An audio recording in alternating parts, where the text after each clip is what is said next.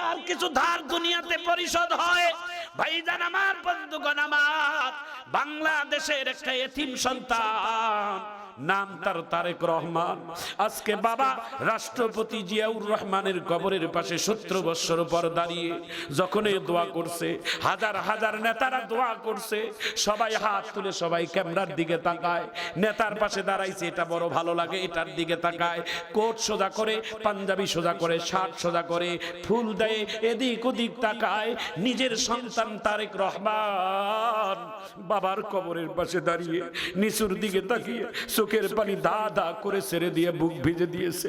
মুনাজাতের শেষে আমার তারেক ভাই চোখের পানি মুছেছে, ইন্টারনেটে ফেসবুকে ভাইরাল হয়ে গেছে। নিজের সন্তান রে বাবা, এটা বড় দামি নিয়ামত। ছোট্টবেলায় গল্প শুনছি হেমিলিনের বাঁশিওয়ালার গল্প শোনেন নাই? ছোট্টবেলায় একটা বাঁশি দিয়ে ফু দিয়ে গেইলে যেই দিকে যায় সেই দিকে এলাকার ছেলেরা দল বেঁধে ওই বাঁশিওয়ালার পিছে পিছে যায়। হেমিলিনের বাঁশিওয়ালার মতো তারেক রহমান এমন ম্যাজিক দেখাচ্ছেন বাংলাদেশে, যেই দিকেই যায় সেই দিকেই দেশের যুবকেরা তার পিছনে দৌড়ায়। আজকে তিনি তার বাবার রুহের মাগফিরাতের জন্য শহীদ রাষ্ট্রপতি জিয়াউর রহমানের দোয়া আয়োজন ছিল জুমার নামাজের পরে। তিনি দোয়া খায়ের তার নিজের বাসভবন থেকে তিনি যখন দোয়ায় বাহির হচ্ছিলেন, এত জনস্রোত তার পিছনে। আল্লাহু আকবার বলেন। আল্লাহ এই ছেলেটা আমাদের দেশের সন্তান, তাকে দিয়ে দেশের কিছু ভালো কিছু করার তৌফিক দান করিয়ে। একটু আমিন বলেন। আমাদের দেশটাকে হিংসা বিদ্বেষ থেকে হেফাজত করিয়েন। একটু জোরে বলেন আমিন। জনগণ সিদ্ধান্ত নিবে কাকে সমর্থন করবে, কিন্তু মারামারি কাটাকাটি দিয়ে নয়, জোরপূর্বক কোনো অস্ত্র দিয়ে নয়, মানুষকে ভালোবাসা দিয়েই জয় করাইতে হবে। একটু জোরে বলুন ঠিক কাদা। যুদ্ধ হবে বাংলাদেশে আগামী ফেব্রুয়ারির 12 তারিখে, তবে কিসে দিয়ে? অস্ত্র দিয়ে, লাঠি দিয়ে না, ব্যালট পেপারে এবং হাতের একটা টিপের মাধ্যম দিয়ে। যুদ্ধে নামেন। আপনার জায়গা থেকে আপনি দাওয়াতের মিশন চালান, আমাদের জায়গা থেকে আমরা মিশন চালাই। আমরা যে যার জায়গা থেকে আমরা যেভাবে সামাজিক কাজ করব, তবে রাষ্ট্রের ব্যাপারে আমরা কখনো কোনো কারো ক্ষতি করব না। দেশের কোনো সম্পদ আমরা নষ্ট করব না। আন্দোলনের নাম করে দেশের সম্পদ নষ্ট করা এটা গুনাহের কাজ।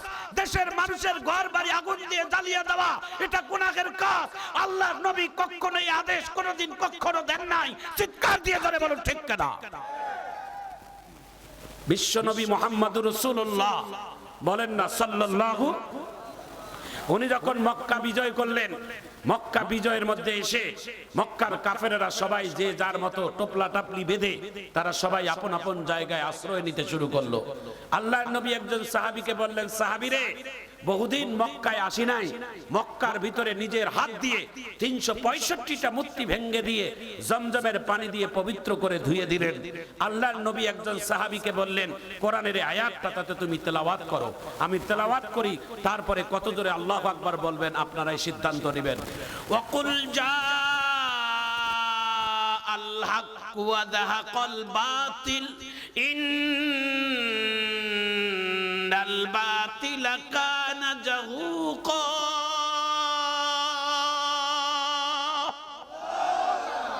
আরো জোরে দিতে হবে। ওয়া নুনাজ্জিলু মিনাল কুরআন মা হুয়া শিফাউন ওয়া রাহমাতুল লিল মুমিনিন।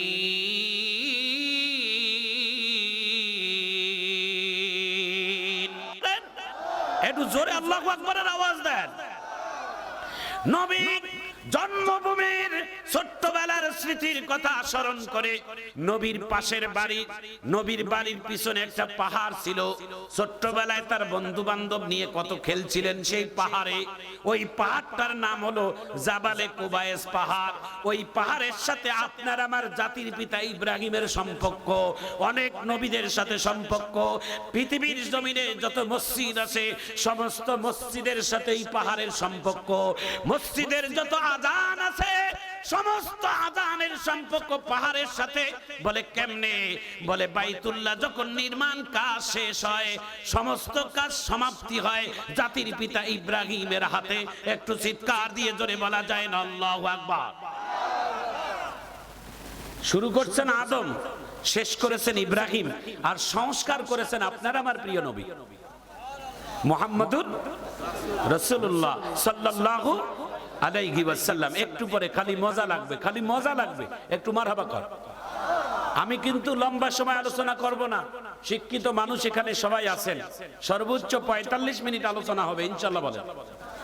কারণ 45 মিনিট আলোচনা মেমোরিতে ক্যাচ করে, এর বেশি আলোচনা করলে এলোমেলো হয়, ঠিক কিনা বলেন? এখানে অনেক শিক্ষিত জ্ঞানী গুণী মানুষ আছেন, অল্প সময় আলোচনা করলে, বাংলায় একটা কথা আছে, স্বাদের জিনিস অল্পই ভালো। কেউ উঠে যাবেন না, এটা আমার অনুরোধ, বরঞ্চ এসে যোগ দিবেন। একটু চিৎকার দিয়ে মারহাবা কর, জোরে আরেকবার হাত তুলে মারহাবা কর। মাঝে মাঝে হাত তোলা কি অসুবিধা? আল্লাহ যেন কবুল করেন, আমিন বলেন। ছোট্ট একটা বিনোদন দেই, দেব দেব, বিরক্ত হবেন না তো? মাঝে মাঝে মুসলমানদের মুস্কি হাসি, এটা একটা সদকায়ে জারিয়া, সুবহানাল্লাহ বলেন। বাঁশের এই দিকে, এই যে দেখেন বাঁশের এই দিকে বাতি, এইদিকে যারা আছেন এটা একটা দল, বাঁশের এই দিকে একটা দল, মারহাবা কর। এই দিকের একটু লোক কম, তবে এই দিকে আমরা আছি, মারহাবা কর। এটা মুরব্বির দল, আর এটা আমার দুই মুরব্বির দল। দেখি কোন দলের আওয়াজ বেশি হয়, আমি রেফারি হিসেবে কাজ করব, মারহাবা কর। ডাক্তার ভাই আসেননি? হ্যাঁ, প্রথম আপনারা তাকবীর দিবেন, তাকবীর ইনশাআল্লাহ কর। প্রথম আপনারা চুপ থাকেন, দেখি এই দলের মানুষেরা কেমনে স্লোগান দেয়। দিবেন চাচা, গলাটা হেকারি দেন। হ্যাঁ, এই যুব সমাজ একটু জোরে বলেন, নারে তাকবীর। অনেকে হাত উঠান নাই, নারে তাকবীর। এবার আপনারা থাকেন, এবার এই দলের দেখি কি অবস্থা। আস্তে করে বলেন তো চাচা, খেলা হবে? হবে, তাহলে হাত উঁচু করে দিবেন ইনশাআল্লাহ, গলাটা হেকারি দেন, নারে তাকবীর। চাচাও দেখছেন হাত তুলছে, কয় আরমো না আমি, মারহাবা কর। আপনাদের এই মনটা থেকে, আপনাদের এই মুখ থেকে ফুটন্ত হাসি দেখার জন্যই আমার এই কাজটা করা, একটু মারহাবা কর। মুমিনদের মুস্কি হাসা, এটা একটা সদকায়ে জারিয়া, সুবহানাল্লাহ জোরে কর। হাসি তিন প্রকার, মুস্কি হাসিটায় আল্লাহ রাসূল জীবনে সবথেকে বেশি হাসতেন, একটু চিৎকার দিয়ে জোরে কর মারহাবা। ভাইয়েরা আমার, বন্ধুরা আমার, ঘটনাটা 2 মিনিটে আপনাদের সামনে তাড়াতাড়ি বলে দেই। আল্লাহর পয়গম্বর নবী মুহাম্মদুর রাসূলুল্লাহ বলেন না সাল্লাল্লাহু আলাইহি ওয়াসাল্লাম পৃথিবীর সবথেকে শ্রেষ্ঠ মহামানব, তার থেকে দামি মানুষ এই পৃথিবীতে কেউ হয় নাই, আর কেউ আসেও নাই। আল্লাহর নবী মক্কা যেই দিন বিজয় করলেন, মক্কা বিজয় করার পরে ওই জাবালে কুবাইস পাহাড়, সেই পাহাড়ের মধ্যে চড়ে নিজের জন্মভূমিটা অনেক বছর যাবত দেখে নাই, নিজের জন্মভূমিটা ঘুরে ঘুরে দেখতেছে। হঠাৎ করে দেখতেছে মানুষ দলে দলে মাথার মধ্যে বড় বড় গাঠুরি নিয়ে, ব্যাগ নিয়ে কোথায় যেন পালাই পালাই যেন যাচ্ছে। হঠাৎ করে বিশ্ব নবীর চোখের মধ্যে একজন 80 থেকে 82 বছরের বৃদ্ধা মহিলা দেখতেছে, তার মাথায় অনেক বড় একটা গাঠুরি, অনেক বড় একটা বোঝা। এত বড় বোঝা নিয়ে মহিলাটা একবার জমিনে পড়ে, আর একবার ওঠে, এমন করে করে তিনিও যায়। আল্লাহর নবী দ্রুত পাহাড় থেকে নেমে বৃদ্ধা মহিলার সামনে যাইয়া একটা সালাম দিয়েছে, মা এত বড় বোঝা নিয়া, এত বড় গাটুরি নিয়ে আপনি কোথায় যান? বলে তুমি কি এলাকার সন্তান না? কয় হ্যাঁ। বলে তুমি জানো না আব্দুল্লাহর ছেলে মুহাম্মদ এই মক্কা বিজয় করেছে? মক্কার মানুষের এক সময় তাকে বাড়ি থেকে তাড়িয়ে দিয়েছে, দেশ থেকে তাড়িয়ে দিয়েছে। প্রতিশোধের আগুন দাউ দাউ করে জ্বলতেছে আব্দুল্লাহর ছেলে মুহাম্মদের। মক্কার একটা কাফেরদেরকেও বাঁচতে দিবে না, সবাইকে মেরে ফেলবে। তার ভয়ে আমরা পাহাড়ের গর্তের ভিতরে আত্মগোপন করছি। ওই বুড়ি জানে না যেই ছেলেকে এমন কথা বলতেছে ওই যুবকটাই হচ্ছেন আব্দুল্লাহর ছেলে মুহাম্মদ। একটু জোরে আল্লাহু আকবার বলেন। ইসলাম কাকে বলে এই ঘটনাটা আমরা শিক্ষা হবে। মারহাবা কর। ক্ষমা করা কত বড় সহজ কাজ, কত বড় মহতি কাজ, এই কথাটার মধ্যে একটা শিক্ষা হবে। আল্লাহর নবী ডাক দিয়ে বলেন, বুড়িমা পরে কথা হবে, আগে বলেন কই জায়গায় যাবেন? আপনার এত বড় বোঝা, এত বড় গাঠুরি বহন করতে কষ্ট হয়, আপনার বোঝাটা আমাকে একটু মাথায় দেন, আমি আপনাকে পৌঁছাইয়া দেই। বুড়ি ডাক দিয়ে বলে, বুঝছি, আমার বোঝা বহন করে হয়তো তুমি কিছু টাকা পয়সা ইনকাম করবা। মুহাম্মদুর রাসূলুল্লাহ মনে মনে ডাক বলে, বুড়িমা, আমার টাকা পয়সার দরকার নাই, বিনা টাকায় বিনা পয়সায় আপনার মাথার গাড়ুরিটা আমি গন্তব্যস্থানে পৌঁছাইয়া দেব। বিশ্ব নবী রহমাতুল লিল আলামিন, যাকে না সৃষ্টি করলে পৃথিবীর কোনো কিছুই সৃষ্টি করতেন না, সেই মহামানবের মাথার উপরে একজন সাধারণ মহিলার গাটুরি আল্লাহর নবীর মাথা। একটু জোরে কর। সাধারণ একজন বৃদ্ধা মহিলার মাথার বোঝা আল্লাহর নবীর মাথায়, কত বড় দায়িত্ব। মারহাবা কর। আল্লাহর নবী পিছে পিছে হাঁটে, বুড়ি আগে আগে যায়। গন্তব্যস্থানে যখন পৌঁছেছে, গর্তের মুখে দাঁড়িয়ে বলে, এই যুবকেরা দরজা খোল, আমিও আসছি গর্তের ভিতরে লুকানোর জন্য আব্দুল্লাহর ছেলে মুহাম্মদের ভয়ে।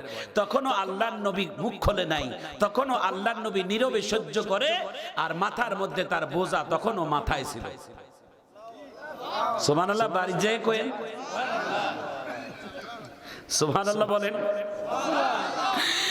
আল্লাহর নবী তো কোনো মাথার মধ্যে কাটুরি।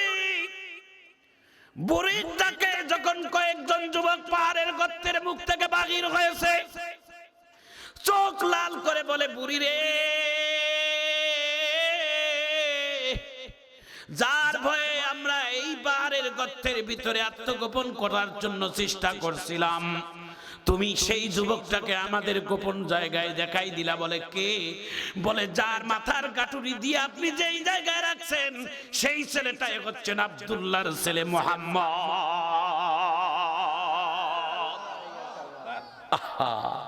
ওনারে ভয় তো আমরা এখানে আসছি, ওনাকে এই জায়গায় নিয়ে আসলেন।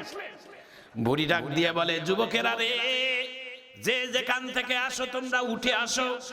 এই ছেলেটার ভয়ে যদি তোমরা আত্মগোপন করেও থাকি, আমি নিজেও তো আব্দুল্লাহর ছেলে মুহাম্মদকে জীবনে দেখি নাই, আমি শুধু ভয়ে, তার ভয়ে আমিও পালাচ্ছি। সত্যি সত্যি যদি এই ছেলেটা আব্দুল্লাহর ছেলে মুহাম্মদ হয়, আমি আল্লাহর নামের কসম করে বলি, এই ছেলে কোনো মানুদিন মানুষকে হত্যা করতে পারে না। একটু জোরে কর আল্লাহু আকবার। তখন আল্লাহর নবীর দুই চোখ থেকে ঝর্ণার মতো পানি পড়তেছে, আর গাল বেয়ে বেয়ে বুকের কাপড় ভিজে যাচ্ছে। আল্লাহর নবী ডাক দিয়ে বলে, মা, তুমি বলো তো, আমি কি কোনোদিন মানুষকে হত্যা করতে পারি? আমি মানুষকে কোনোদিন খুন করতে পারি? ওদের সবাইকে বলে দাও মা, ওদের আপন আপন গৃহ, ওদের আপন আপন স্থানে ওরা চলে যা, ওরা বুক ফুলে বসবাস করবে। আমি রহমাতুল লিল আলামিন আজকে সাধারণ ক্ষমা ঘোষণা দিয়ে দিলাম। একটু চিৎকার দিয়ে ধরে কর আল্লাহু আকবার। শুধু তাই না, শুধু তাই না, বাইতুল্লাহর চাবি যার কাছে ছিল, যার ঘরে ছিল, ওই লোকটা আল্লাহর নবী সবথেকে বেশি নবীকে কষ্ট দিয়েছে। আল্লাহু আকবার বলেন। বাইতুল্লাহর চাবি আল্লাহর নবীকে দেওয়া হচ্ছিল না, কত লাঞ্ছিত করেছে। আল্লাহর নবী কাবা শরীফ যখন দখল করলেন, সর্বপ্রথম ওই লোকটার বাড়িতে যা আঘাত দিয়েছে। আঘাত বলতে মানেন নাই, যাই লোক করছে। দরজা খুলে দেখে সর্বনাশ, 10,000 সৈনিক নিয়ে আব্দুল্লাহর বেটা মুহাম্মদ আমার বাড়ি এটা। সুবহানাল্লাহ। আমার বাড়ির ইট ফিট কিচ্ছু রাখবে না। 5ই আগস্টের পর যেমন অনেক বাড়ি ভেঙে গেছে, এমন মনে হয় অবস্থা হবে। কিন্তু আল্লাহর নবী বলছে, আমি তোমার বাড়ি অ্যাটাক করছি ঠিক, তবে ভাঙবো না, আমি তোমার জন্য দোয়া করতে আসছি। একটু জোরে কর। কি ভালোবাসা ছিলেন আল্লাহর নবীর। আল্লাহর নবী ডাক দিয়ে বলে, কাবার চাবি আমারে দাও। সঙ্গে সঙ্গে বাইতুল্লাহর চাবি আল্লাহর নবীর হাতে দিলেন। আল্লাহর নবী নিজের হাতে বাইতুল্লাহ খুলে, বাইতুল্লাহ পরিষ্কার করে, বাইতুল্লাহর কাজ সারার পরে আল্লাহর নবী আবার নিজের হাতে কাবা শরীফের চাবি ওই লোকের হাতের মধ্যে দিয়ে বলে, ভাইজান, যেমন তোমার হাতের মধ্যে চাবি ছিল, ওই চাবি কিয়ামত পর্যন্ত তোমার হাতে। তোমার মৃত্যুর পরে তারপরে তোমার ঔরসেরা থাকবে, কিয়ামত পর্যন্ত তোমার পরিবারের কাছে এই বাইতুল্লাহর চাবি থাকবে। আমি নবী ঘোষণা দিয়ে দিলাম। এমন ব্যবহার দেখার পরে ওই বাড়ির যত লোক সবাই আল্লাহর নবীর কাছে ব্যবহার দেখে তারা সিলিন্ডার হয়ে কালেমা পড়ে মুসলমান হয়ে বাধ্য হয়েছে।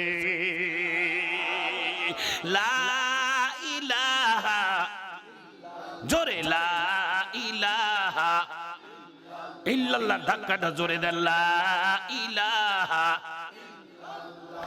লা ইলাহা, আরো জোরে, লা ইলাহা, হাসবি রব্বি জাল্লাল্লাহ মা ফি কলবি গায়রুল্লাহ আনতা মাওজুদ ইল্লাল্লাহ লা ইলাহা, আরো জোরে, লা ইলাহা, লা ইলাহা ইল্লাল্লাহু মুহাম্মাদুর রাসূলুল্লাহ।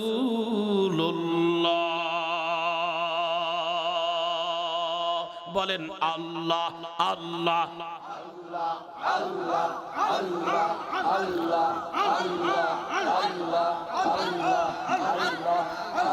একসঙ্গে আল্লাহ আল্লাহ,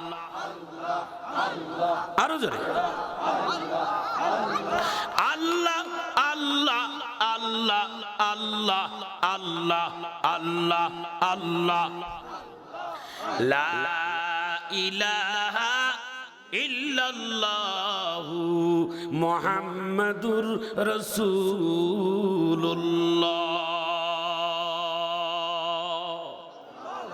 একটু সুবহানাল্লাহ বলেন। আহা, কি উদারতা ছিলেন আল্লাহর নবীর অন্তরে, কি ভালোবাসা ছিলেন। আল্লাহর নবীকে এমনি অন্ধকারটাকে আলোকিত করেছেন, এত অল্প সময়ে গোটা পৃথিবীর জমিনে ইসলামের দাওয়াত পৌঁছাইয়া দিয়েছেন। এমনি তার উদারতা, তার ভালোবাসা, তার প্রেম গোটা বিশ্ববাসীকে পাগল করে তুলেছে। একটু জোরে কর। আল্লাহর নবী এই কোরআনের কথা বলতে গিয়ে পৃথিবীতে সবথেকে বেশি লাঞ্ছিত হয়েছেন। তায়েফের ময়দানে বিশ্ব নবীকে রক্তাক্ত করেছেন, উহুদের ময়দানে আল্লাহর নবীকে দান্দার মোবারক ফেলিয়ে দিয়েছেন। এই কোরআনের কথা বলতে গিয়ে বিশ্ব নবীকে 3টা বছর অন্যায় করে নাই, বিনা অন্যায়ে জেলখানার ভিতরে জেল হাজতে ডাকছেন। এই জেলখানার ভিতরে আল্লাহর নবীকে 3 বেলা খাবার দিতেন না। ক্ষুধার যন্ত্রণা নিবারণ করার জন্য আল্লাহর নবী কোরআনের জন্য গাছের পাতা চিরে খেয়ে কোরআনের প্রতিষ্ঠিত করার জন্য কষ্ট করেছে। সুবহানাল্লাহ বলেন। এমনি কি ইসলাম? আমরা তো সাজানো ইসলাম পেয়েছি, আমরা সাজানো বাগান পেয়েছি। আমাদের অভিভাবক, আমাদের নেতা, আমাদের নেতার নাম কি? আমি স্লোগান দেব, আপনারা বলেন, আমার নেতা আপনার নেতা। জোরে বলবেন, জোরে বলেন। আপনার নেতা আমার নেতা, তোমার নেতা আমার নেতা। তাও তো আওয়াজ নাই, আরো জোরে বলা লাগবে। আমার নেতা কিন্তু বড় নেতা, আমার বিশ্ব নবী মুস্তাফা মুহাম্মাদুর। উনি যদি আমার আদর্শ হয়, উনি যদি আমার নেতা হয়, আল্লাহর কসম করে বলি, ওই নেতা কবরে যাওয়ার সঙ্গে সঙ্গে নেতা আর মদিনায় থাকবে না, নেতা আপনার কবরে এসে হাজির হয়ে যাবে। একটু জোরে কর। আমি এই হাদিসটা আজকে পড়ছি, আমি জুমায় বলছি, এই হাদিসটা এখন আপনাদের কাছে আমি বলবো। আজকে হাদিসটা মোতালা করছি। অনেক হাদিস পড়ি কিন্তু অনেক সময় ঢেকে যায়, এটা অনেক সময় কিতাব খুললে অনেক সময় আবার কি হয়ে যায়, জেগে যায়। একটু মারহাবা কর। শোনার পরে অনেক খুশি হবেন, একটু চিৎকার দিয়ে আগে হাত তুলে মারহাবা বলেন। সবাই হাতটা এইভাবে নাড়া দেন, এইভাবে নাড়া দেন, আঙ্গুলটা ছড়াই দিয়ে একটা জোরে তাকবীরের আওয়াজ দেন না ভাই। এরে যুব সমাজ, তোমরা এখানে তো যুবক মানুষ, তোমরা মাঝে মাঝে কথা বলবা, মাহফিলটাকে জাগরণ করে রাখবা। একটু হাত উত্তোলন করে আল্লাহু আকবার বলেন। নারায়ে তাকবীর, আল কোরআনের আলো। এই যে সংসদে জ্বালাইলে কি অসুবিধা আপনাদের? মারহাবা কর। আমাদের আপনাদেরও যারা বিএনপি সমর্থক, আপনারা আপনাদের নেতা তো গতকালকে একটা ভাষণ দিয়েছে তো, যে আমরা মদিনার আদর্শে অনুযায়ী আমরা রাষ্ট্র পরিচালনার চেষ্টা করব। জামাত ইসলাম তো একবারে চায়, তো সবাই যদি চায় তা রাষ্ট্রটা কোরআনের শাসন হলে অসুবিধাটা কোথায়? ঠিক কিনা বলেন? আমরা যেই দলেই ক্ষমতা চাক, আমরা চাই বাংলাদেশের জনগণ এই কোরআনটা হবে মানুষের জন্য, রাষ্ট্রের জন্য সংবিধান। কারা কারা চান একটু হাত তুলে আল্লাহু আকবার বলেন। একটু জোরে হাত তুলে আল্লাহু আকবার বলেন। তোমার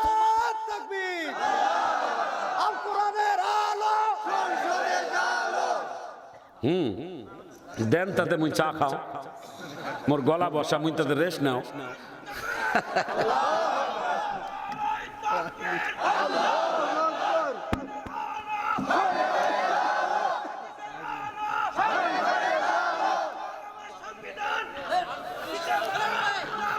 মাশাআল্লাহ, এটা কি জামাতের তাকবীর? এটা কি জামাতের তাকবীর? অনেক মানুষ ভুল বুঝে আমাদেরকে নানান কথা বলে, বিগত দিনও বলে, এখনো বলে। আল্লাহু আকবার বেশি বেশি স্লোগান দিলে কয়